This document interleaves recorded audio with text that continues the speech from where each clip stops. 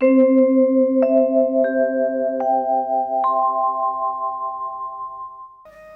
कहती है कि देखो ये कितनी सौभाग्यशालिनी है वेणु। फिर तो गोपियों ने भगवान के वेणु की बड़ी सुंदर चर्चा की। बंधुओं, ऐसी भगवान की मधुर बंसी जब बजी तो सभी गोपियां अपने घर के सारे कार्य को छोड़ करके दौड़ पड़ी।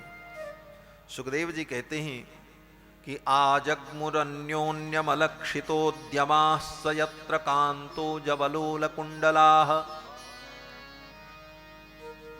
जहां पर भगवान श्री कृष्ण थे जमुना के तट पर, गोपियां उधर की ओर दौड़ पड़ी। किस प्रकार चली? बोले अन्योन्यमलक्षितोद्यमाः, एक दूसरे से अलक्षित होकर। कोई मुझे देख न ले, कोई जान न ले, ऐसे भाव से गोपियां चल पड़ी। और चली तो जो जैसे थी उसी प्रकार चल पड़ी।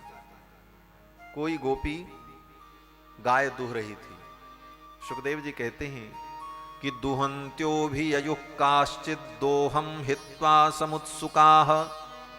कोई गोपी गाय दूह रही थी, भगवान के वंशी की ध्वनि सुनाई पड़ी, गाय दोहना छोड़ दिया। ये नहीं कि अब पूरा दूध निकाल लें और दूध को ले जाकर के रसोई में रख दें, गाय के पैर की रस्सी को खोल दें और फिर जाएं। बोले ना, बंसी की ध्वनि सुनाई पड़ी, दूध के बर्तन को वहीं गाय के पैर के पास छोड़ दिया और वहीं से चल पड़े। दुहंत्यो भी अयुः काश्चित् दोहम हित्वा समुत्सुका पयोधृ सत्य संव्याव। कोई गोपी चूल्हे पर दूध को रख करके खोआ बना रही थी। वंशी की ध्वनि सुनाई पड़ी, दूध को चूल्हे पे ही छोड़ दिया, चल पड़ी। अब दूध जले चाहे भाड़ में जाए। कोई गोपी परिवेशयन्त्यस्तद हित्वा, कोई गोपी अपने पति को भोजन करा रही थी। वंशी की ध्वनि सुनाई पड़ी और वहीं से वो चल पड़ी। पाययन्तः शिशून् पयः। सुखदेव जी कहते हैं राजन, कोई गोपी अपने बच्चे को दूध पिला रही थी। उसका बच्चा भूखा था, बच्चे को बिस्तर पर छोड़ दिया और उसी प्रकार गोपी चल पड़ी। शुश्रूषन्त्यः पतीन् काश्चित्। कोई गोपी अपने पति के पैर को दबा रही थी। पति कहीं से थका मांदा आया था, लेकिन गोविंद की वंशी सुनाई पड़ी तो गोपी वहीं से चल पड़ी। कोई गोपी अपना श्रृंगार कर रही। बोले आधी रात में श्रृंगार करने का क्या प्रश्न है, क्योंकि भगवान ने तो रात्रि में बंसी बजाई, अर्धरात्रि में, शरद पूर्णिमा की रात्रि में ये लीला हुई। बोले कोई गोपी गाय दूह रही थी, ये माना जा सकता है कि विलंब हो गया इसलिए गाय दूह रही थी। पति देर से आया होगा इसलिए पति को भोजन करा रही। बच्चा कभी भी रोने लग जाए तो दूध पिलाना सामान्य बात है। अर्धरात्रि में भी बच्चे को दूध पिलाने का विधान हो सकता है, लेकिन अर्धरात्रि में गोपी अपना श्रृंगार कर रही थी, इसका क्या प्रयोजन? सुखदेव जी कहते हैं राजन, जब गोपियों ने मार्गशीर्ष मास में 1 महीने का व्रत किया था गोविंद को प्रियतम के रूप में प्राप्त करने के लिए, उस समय भगवान ने गोपियों से कहा था कि आने वाली शरद पूर्णिमा की रात्रि को जमुना के तट पर वंशी बट पर मैं वंशी बजाऊंगा, रास लीला में तुम्हारा आवाहन करूंगा, तुम लोग चली आना, तुम्हारे मनोरथ को मैं पूर्ण करूंगा। जिन गोपियों को यह पता था कि आज रास लीला भगवान की होगी, वो गोपियां तो अपने घर के कार्य से निवृत्त होकर श्रृंगार करके तैयारी कर रही थी कि रास लीला में जाना है। और जो गोपियां घर के काम में भूल गईं कि आज रास लीला में जाना है, उनको याद दिलाने के लिए भगवान ने वंशी बजाई। तब उनको याद आया, अरे आज तो रासलीला में जाना था। जो जहां थी वहीं से दौड़ पड़ी, और जो गोपी श्रृंगार कर रही थी वो भी दौड़ पड़ी। किस प्रकार से? सुखदेव जी कहते हैं कि लिम्पन्त्य प्रमिज्यन्त्यो अन्या अंजन्त्य काश्चलोचने।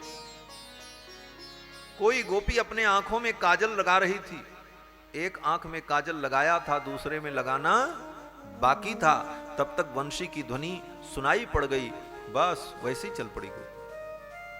सुखदेव जी कहते हैं राजन, व्यत्यस्त्र वस्त्राभरणा काश्चित कृष्णांतिकम ययुः। कोई गोपी कपड़े पहन रही थी, बंशी की ध्वनि सुनाई पड़ी, आधे कपड़े को पहना था, बस उसी प्रकार लपेटा उपेटा और चल पड़ी दौड़ती हो। सुखदेव जी कहते हैं, राजन गोविंदापहृतात्मानो न निवर्तन्त मोहिताः। भगवान ने उन गोपियों के चित्त का हरण कर लिया था। गोपियां अपने अपने घर से दौड़ पड़ी, चल पड़ी। भाव क्या है? बोले देखो, भगवान की शरण में जाने के लिए किसी तैयारी की जरूरत नहीं। आप जिस परिस्थिति में, जिस अवस्था में, जिस व्यवस्था में, जिस दिशा में, जिस दशा में, जहां कहीं भी हैं, वहीं से आपकी भगवत यात्रा प्रारंभ हो जाएगी। गोपियों ने कोई तैयारी नहीं, भगवान की वंशी बजी, जो जैसे थी वैसे ही चल पड़ी। इसी विषय को हमारे पूर्वाचार्य कहते हैं कि यथावस्थित प्रकारेण अधिकारी भवति। जो जैसे है वो उसी प्रकार से अधिकारी है। आप जैसे हो उसी प्रकार ठाकुर जी के लायक हो। मन सच्चा होना चाहिए। अगर ये सोचा कि हम तैयारी करके जाएं, बहुत अच्छे बन करके जाएं तो भगवान हमें पसंद करेंगे, बोले तो ठाकुर जी और नहीं पसंद करेंगे। रामावतार में कथा है ना कि लंका पर जब विजय प्राप्त हो गई तो विभीषण जी ने जानकी जी से कहा कि अब रावण का वध हो गया है, लंका पर राम जी की विजय हो गई, अब आप पधारो, भगवान श्री राम के चरणों का दर्शन करो। जानकी जी जैसे थीं उसी प्रकार चल पड़ी राम जी के चरणों की ओर। 14 महीने से रावण के कारागार में अशोक वाटिका में थी, स्नान भी नहीं किया था, अन्न जल भी नहीं ग्रहण किया था जानकी जी ने, और उसी प्रकार चल पड़ी भगवान श्री राम का दर्शन करने। विभीषण जी ने कहा, देवी इतने दिनों बाद रघुनाथ जी के चरणों का दर्शन प्राप्त होगा आपको। आपके लिए रघुनाथ जी व्यग्र हैं। आप स्नान करके सुंदर श्रृंगार करके पालकी में बैठो और सेवक लोग पालकी में लेकर के आदर पूर्वक आपको लेकर के चले। विभीषण के कहने पर जानकी जी ने स्नान किया, स्नान करके वस्त्र धारण किया, सोने की पालकी मंगाई गई, पालकी में जानकी जी बैठी, सेवकों ने पालकी उठाई और कुछ सेवक आगे खड़े हो गए लोगों को हटाने के लिए, क्योंकि लाखों लाखों की संख्या में, अरे लाखों तो कम है, हम लोग ज्यादा बोलते हैं तो लाख से ज्यादा बोल ही नहीं पाते। कितने बानर थे? बोले पद्म 18 जूथप बंदर, 18 पद्म तो केवल सेनापति थे। सेना कितनी बड़ी थी? बोले मूर्ख सो जो करन चह लेखा, वो प्राणी मूर्ख होगा जो गिने कि कितने बंदर। और इतने सारे बानर उत्सुक थे कि आज हम लोग जानकी जी का दर्शन करेंगे, जिन जानकी जी के लिए इतना बड़ा युद्ध हुआ, जिनको प्राप्त करने के लिए हमारे ठाकुर जी ने, रघुनाथ जी ने इतना बड़ा उपक्रम किया, आज उन जानकी जी का मैं दर्शन करूंगा। जब पालकी उधर से आने लगी, सभी बानर उछलने लगे, उत्पत्त्योत्पत्त्य सहसा, उछल उछल करके देखने लगे, हम भी देख लें। लेकिन पालकी में तो पर्दा लगा था, कोई इधर आता कोई उधर आता, सेवक लोग बंदरों को हटाते। पालकी में बैठकर जानकी जी आ रही थी, लेकिन भगवान को यह अच्छा नहीं लगा। भगवान ने अपने मुख को नीचे झुका लिया, पालकी सामने आई और पालकी में से जानकी जी जब बाहर निकली तो जानकी जी की ओर भगवान ने देखा ही नहीं। भगवान ने लक्ष्मण से कहा, लक्ष्मण सीता से कह दो कि रघुवंश की मर्यादा के लिए, रघुवंश के यश और कीर्ति के लिए मैंने रावण का वध किया है, कि रघुवंश की बहू का अगर कोई हरण कर ले तो उसका बदला लेने में रघुवंश के लोग समर्थ हैं, इसलिए मैंने रावण का वध किया। लेकिन अब सीता से मुझे कोई प्रेम नहीं, सीता कहीं भी जा सकती हैं, ये स्वतंत्र हैं और मैं इनका त्याग करता हूं। लाखों करोड़ों अरबों खरबों बानरों के बीच में इस प्रकार भगवान ने कह करके अपने मुख को मोड़ लिया। सीता जी थर थर कांपने लगी। जिनके चरणों का दर्शन प्राप्त करने के लिए, जिन्हें प्राप्त करने के लिए मैंने कितना तप किया, आज ये मेरा त्याग कर रहे हैं। भगवान ने ऐसा क्यों कहा? इसलिए कहा कि जानकी जी जैसे थी उसी प्रकार अगर आ जाती तो भगवान उन्हें स्वीकार कर लेते। लेकिन वो नहा करके आई, धो करके, श्रृंगार करके, सज करके, पालकी में बैठ करके आई।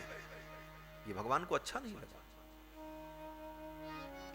भगवान ने कहा कि इनको मैं स्वीकार करूंगा, लेकिन एक शर्त होगी। बोले क्या शर्त होगी?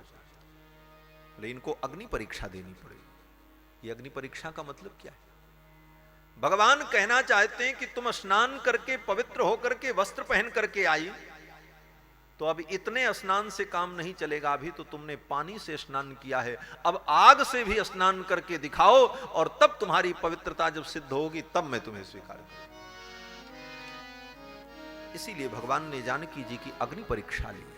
जानकी जी जैसे थी उसी प्रकार आ जाती भगवान के चरणों में, तो भगवान उनकी अग्नि परीक्षा न लेते। तो बंधुओं, जीव जैसा है उसी प्रकार से भगवान के चरणों में जाने का अधिकारी। कोई तैयारी की जरूरत नहीं। आप जैसे हैं, जो हैं, ठाकुर के लायक हैं। और अगर कुछ बनने की चेष्टा की तो ठाकुर को अच्छा नहीं लगेगा। गोपियों ने भी कोई बनावटीपन नहीं किया, जैसे थी वैसे ही चल पड़ी। आजग्मुरन्योन्यमलक्षितोद्यमा सयत्र कांतो जबलोल कुंडला। और दूसरी विशेषता क्या है? बोले जब भगवान की ओर चली तो जिस कार्य को कर रही थी उसको वहीं पर छोड़ दिया, उसकी चिंता ही नहीं। भगवान के मार्ग में अगर आगे बढ़ना है तो पीछे क्या होगा ये सोचने की जरूरत नहीं। गोपियों ने ये नहीं सोचा कि मेरे चले जाने के बाद गाय कौन दुहेगा, मैं चली जाऊंगी तो बच्चे को दूध कौन पिलाएगा, मैं चली जाऊंगी तो पति को भोजन कौन कराएगा, घर का कार्य कौन करेगा, इसकी चिंता नहीं की गोपियों।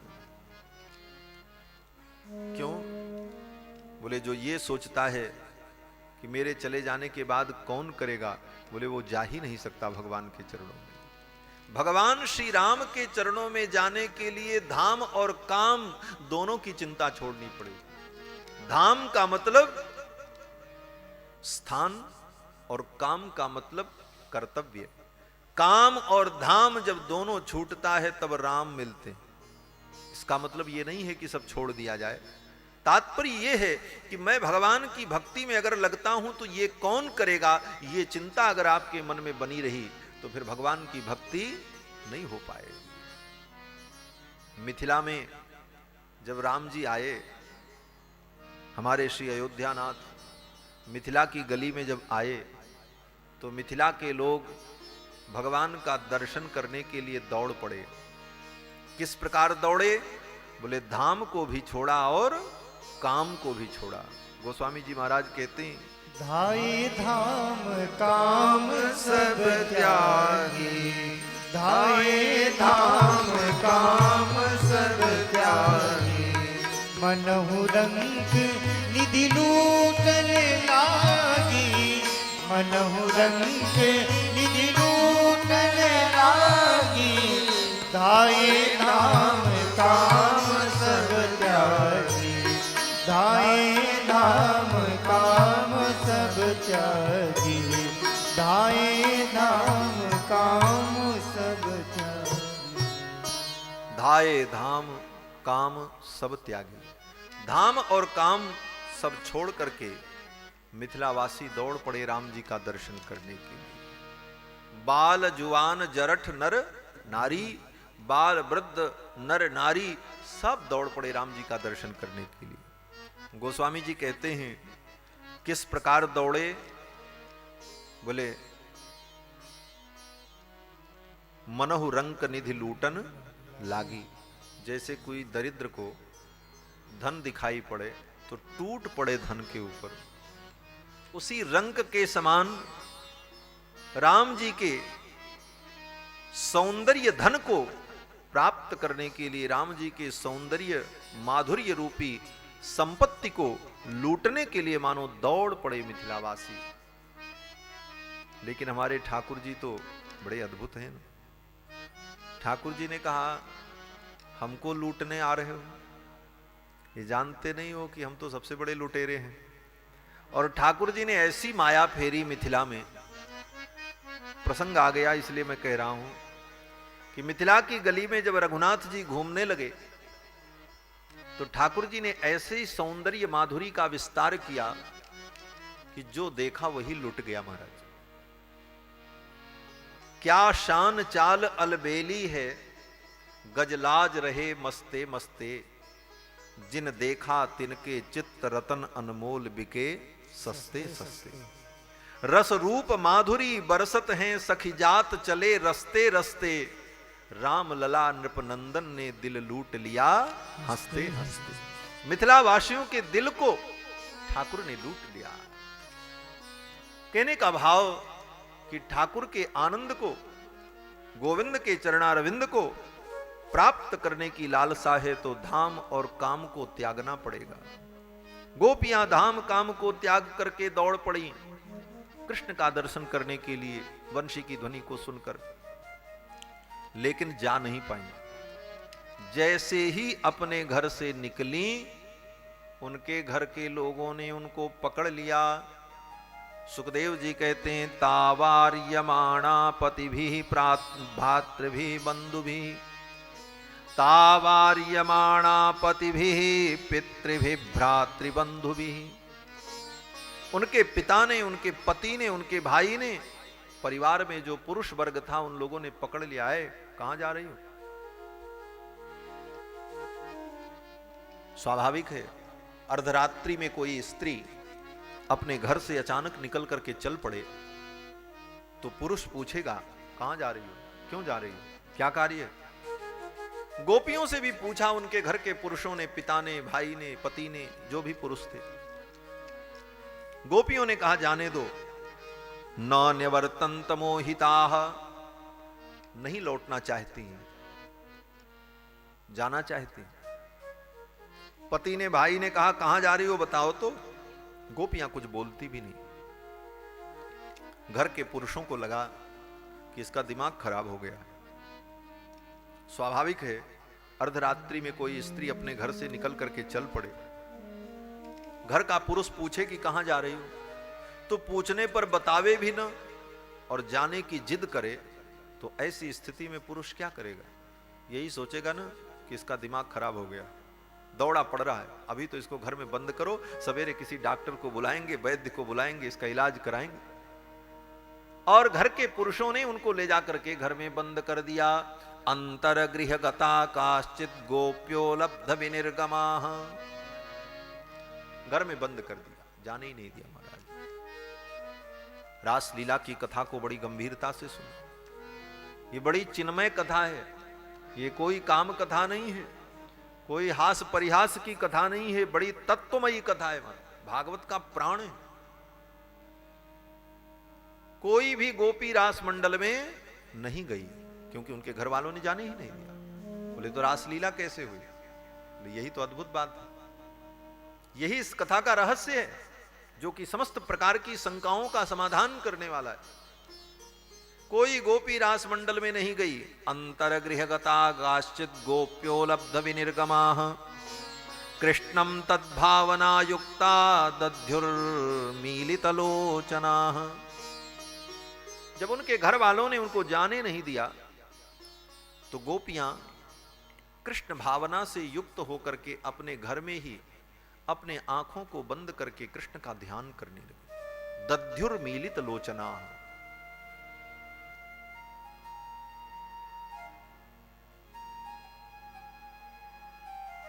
उनके घर वाले बंद करके बाहर से किवाड़ लगा करके चल पड़े तो गोपियां खिड़की पर आ गई।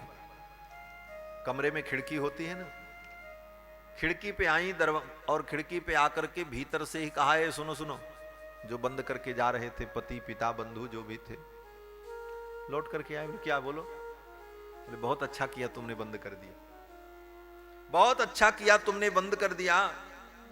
जिस प्रेम की यात्रा में मैं जा रही थी उस यात्रा में तो इतने बड़े शरीर की कोई आवश्यकता ही नहीं, और इस शरीर को अगर लेकर के जाती भी तो इस शरीर का वहां पर कोई उपयोग नहीं था, और अगर उपयोग होता भी तो हमारा प्रियतम तो पुरुषोत्तम है, वो तो उत्तम पदार्थ का भोग करता है। इसको तुमने ब्याहा था, इसको तुमने अपना समझा था, इस पे तुम्हारा अधिकार है, इसलिए तुम इसे तो रोक सकते हो, लेकिन आत्मा पर किसी का अधिकार नहीं है। गोपियां कहती हैं आत्मा तो न स्त्री है न पुरुष है, आत्मा तो एकमात्र परमात्मा का दास है। दास भूता स्वतः सर्वे ह्यात्मन परमात्मन। आत्माएं तो परमात्मा की दासभूता है और उस आत्मा पर किसी का अधिकार नहीं। शरीर का शरीर के साथ ब्याह होता है, शरीर स्त्री पुरुष होता है, आत्मा क्या है? बोले ईश्वर अंश जीव अविनाशी चेतन अमल सहज सुखराशि ममैवांशो जीव लोके जीव भूतः सनातन। ये जीव सनातन परमात्मा का अंश है। इस आत्मा पर तुम्हारा कोई अधिकार नहीं है। इस शरीर को तुमने ब्याहा था, इसको तुमने अपना समझा था, इस पर तुम्हारा अधिकार है और ठीक किया, तुमने बंद कर दिया। गोपियों के इस वेदांतमय प्रवचन को, गोपियों के इस तत्व की बात को वे गोप समझ नहीं पाए। क्योंकि वो गोप कौन थे? बोले गोप जितने थे वो तो गोप थे, साधारण गोप थे, ग्वाल बाल थे। लेकिन ये गोपियां, बोले गोपियां देखने में स्त्री हैं, लेकिन ये गोपियां साधारण स्त्री नहीं, ये गोपियां पूर्व जन्म की ऋषि हैं। दंडकारण्य के जितने मुनि थे, दंडकारण्य के मुनि लोग जब भगवान श्री राम वन लीला कर रहे थे, तो वन लीला के प्रसंग में दंडकारण्य के मुनियों ने भगवान के रूप सौंदर्य को देख करके पुरा महर्षय सर्वे दंडकारण्यवासिनः राम रूपम हरिम दृष्ट्वा भोक्तुमैक्षन सुविग्रहाम। भगवान राम के सौंदर्य माधुरी को देखकर दंडकारण्य के मुनियों ने कहा कि आज तक हमने जो तप किया है, इस तप का मुझे यही फल चाहिए कि आप मेरे प्रियतम हो जाओ। भगवान श्री राम ने कहा ये रामावतार है, इस अवतार में सीता को छोड़ करके किसी अन्य को मैं स्त्री के रूप में अथवा प्रियतमा के रूप में स्वीकार नहीं कर सकता। आप लोग प्रतीक्षा करो, द्वापर में मेरा कृष्णावतार होगा, तब आप सब लोग गोपी बनकर के प्रकट हो जाना। ब्रजे गोप्यो भविष्यतः। भगवान ने उन दंडकारण्य मुनियों को, दंडकारण्य के मुनियों को वचन दे दिया और वही दंडकारण्य के मुनि लोग गोपी बनकर के वृंदावन में प्रकट हैं। ये गोपियां पूर्व जन्म की ऋषि हैं। माता गोप्यस्तु ऋषयो गेयाः। ये गोपियां ऋषि हैं और गोपियों में भी अनेक प्रकार हैं। दंडकारण्य के ऋषि लोग गोपी बने हैं। वेद के जितने मंत्र हैं, वेद की ऋचाएं गोपी बनकर के प्रकट हैं। गोप्यस्तु श्रुतयो गेयाः। श्रुतियां, वेद के जितने मंत्र हैं वो गोपी बनकर के प्रकट हैं। स्वर्ग की देवांगनाएं गोपी के रूप में प्रकट होकर के कृष्ण लीला का संवर्धन करती हैं। ये गोपियां अनेक प्रकार की हैं और सब कृष्ण रस को प्राप्त करने के लिए दिव्यात्माएं ही गोपी बनकर के आई हैं। गोपियों के इस ज्ञानमय प्रवचन को वे गोप समझ नहीं सके और बंद करके चले गए। बोले बड़बड़ाने दो, सवेरे देखेंगे। और गोपियां अब क्या करती हैं? सुखदेव जी कहते हैं कि दुस्सह प्रेष्ठ विरह तीव्रतापद्युता शुभाः। अपने प्रियतम के विरह का अनुभव हुआ उन गोपियों को और उस विरह की अग्नि में, विरह के ताप में गोपियों के जन्म जन्मांतर के जो कुछ अशुभ कर्म थे, वो सब अशुभ कर्म जल करके भस्म हो गए। कृष्ण के विरह के ताप में उन गोपियों के पिछले अनेक जन्मों के जो कोई बचे खुचे पाप कर्म थे, वो पाप कर्म सब भस्म हो गए। तीव्र ताप द्युता अशुभाः। सारे अशुभ कर्म नष्ट हो गए। इसके बाद गोपियों ने अपने विरह वेदना को दूर करने के लिए गोविंद का ध्यान किया। ध्यान प्राप्ताच्युता शेषो निर्वृत्या क्षीण मंगलाः। जब गोविंद का ध्यान किया गोपियों ने, तो ध्यान में उन गोपियों को इतना आनंद का अनुभव हुआ कि उस आनंद के सागर में ध्यान के आनंद सागर में गोपियों के जन्म जन्मांतर के जो पुण्य बचे हुए थे वो पुण्य भी बह गए। तात्पर्य क्या है? बोले भगवान के विरह की अग्नि में पाप जल गए और भगवान के ध्यान के सागर में सारे पुण्य बह गए, अर्थात पाप पुण्य दोनों से मुक्त हो गए। पाप भी कर्म है और पुण्य भी कर्म है, और कर्म ही बंधन का कारण है। अविद्या कर्म संज्ञाना तृतीया शक्तिरिष्यते, कर्म को ही अविद्या कहा है। ये पाप पुण्य दोनों बंधन के कारण। पाप करो तो नरक जाओ, नरक जाकर के नरक में पाप का फल भोगो और फिर मृत्युलोक में आओ। पुण्य करो, बोले पुण्य करके स्वर्ग जाओ, स्वर्ग में पुण्य का फल भोगो, पुण्य खत्म हो जाए तो फिर मृत्युलोक में आओ। स्वर्ग क्या है? बोले आज के हिसाब से कहो तो 5 स्टार होटल है, सब दिव्य व्यवस्था मिलेगी वहां पर। कब तक? बोले जब तक आप बिल का भुगतान करते रहो तब तक। उसी प्रकार पुण्य का भुगतान करते रहो, स्वर्ग में सुख भोगो, पुण्य खत्म हो गया निकाल दिए जाओ। पाप करो नरक जाओ, नरक की यातना भोग करके फिर मृत्युलोक में आओ। पुण्य करो स्वर्ग जाओ, वहां जाकर के पुण्य का फल भोगो, फिर मृत्युलोक में आओ। बस पुनरपि जननम पुनरपि मरणम पुनरपि जननी जठरे शयनम, इसी में जीव घूमता रहता है। पाप और पुण्य रूपी कर्म जीव को नचाते रहते हैं।